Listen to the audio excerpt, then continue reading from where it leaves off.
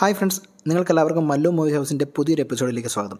Friends, അപ്പോൾ ഇന്നത്തെ വീഡിയോയിൽ ഞാൻ നിങ്ങളുമായിട്ട് ഷെയർ ചെയ്യാൻ പോകുന്നത് സെപ്റ്റംബർ 2024 റിലീസ് ചെയ്ത ഡിൻജിത് സംവിധാനം ചെയ്ത കിഷ്കിന്ദ കാണ്ഡം എന്ന ചിത്രത്തിലെ ആരും ശ്രദ്ധിക്കാതെ പോയ ചെറിയൊരു കണ്ടിന്യൂറ്റി മിസ്റ്റേക്കാണ്. ഡയറക്ഷൻ്റെ മികവ് കൊണ്ടും വ്യത്യസ്തമായ അവതരണ രീതി കൊണ്ടും അഭിനേതാക്കളുടെ മികവുറ്റ പ്രകടനം കൊണ്ടും തന്നെ OTTയിലും അതുപോലെ തിയേറ്ററിലും വളരെയധികം പ്രേക്ഷകശ്രദ്ധ ആകർഷിച്ച ഒരു ചിത്രം തന്നെയായിരുന്നു കിഷ്കിന്ദ കാണ്ഡം എന്ന ഈ ഒരു സിനിമ. ചിത്രത്തിലെ കേന്ദ്ര കഥാപാത്രങ്ങളെ അവതരിപ്പിച്ചിരിക്കുന്നത് ആസിഫ് അലി, അപർണ ബാലമുരളി, വൈഷ്ണവി രാജ്, വിജയരാഘവൻ, ജഗദീഷ് എന്നിവരാണ്. ചിത്രത്തിന്റെ തുടക്കം മുതൽ അവസാനം വരെ കാണാതായ തന്റെ മകനെ അന്വേഷിക്കുന്ന ഒരു അച്ഛന്റെ കഥാപാത്രമായ അജയ് ചന്ദ്രൻ എന്ന കഥാപാത്രത്തെയാണ് ആസിഫ് അലി ഈ ഒരു ചിത്രത്തിൽ അവതരിപ്പിച്ചിരിക്കുന്നത്. ചിത്രത്തിൽ ആസിഫ് അലിയുടെ ആദ്യ ഭാര്യയായ വൈഷ്ണവി രാജിന്റെ മരണശേഷം രണ്ടാം ഭാര്യയായി എത്തുന്ന കഥാപാത്രത്തെയാണ് അപർണ ബാലമുരളി ഈ ഒരു ചിത്രത്തിൽ അവതരിപ്പിക്കുന്നത്.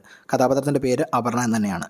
ചിത്രത്തിന്റെ തുടക്കം മുതൽ അവസാനം വരെ ചിത്രത്തിന്റെ സസ്പെൻസ് നിലനിർത്താനായിട്ട് സംവിധാനം കഴിഞ്ഞിട്ടുണ്ടെങ്കിൽ പോലും ക്ലൈമാക്സിലോട്ട് എടുക്കുന്ന ആ ഒരു സീനിലാണ് ഒരു ചെറിയ കണ്ടിന്യൂറ്റി മിസ്റ്റേക്ക് സംഭവിച്ചിരിക്കുന്നത്. പുറത്തുപോയി വീട്ടിലേക്ക് തിരികെ വരുന്ന ആസിഫിയുടെ കഥാപാത്രമായ അജയൻ കാണുന്നത് തന്റെ ഭാര്യയുടെ കൈകൊണ്ട് മരണപ്പെട്ട തന്റെ മകന്റെ ഡെഡ് ബോഡിയാണ്. തന്റെ കയ്യിൽ നിന്ന് അറിയാതെ സംഭവിച്ചു പോയൊരു തെറ്റുകൊണ്ട് മരണപ്പെട്ട തന്റെ മകന്റെ ശരീരം നോക്കിക്കൊണ്ട് കട്ടിലിൽ ചാരിയിരിക്കുന്ന വൈഷ്ണവിയുടെ കഥാപാത്രത്തെയാണ് ഈ ഒരു സീനിൽ കാണിക്കുന്നത്.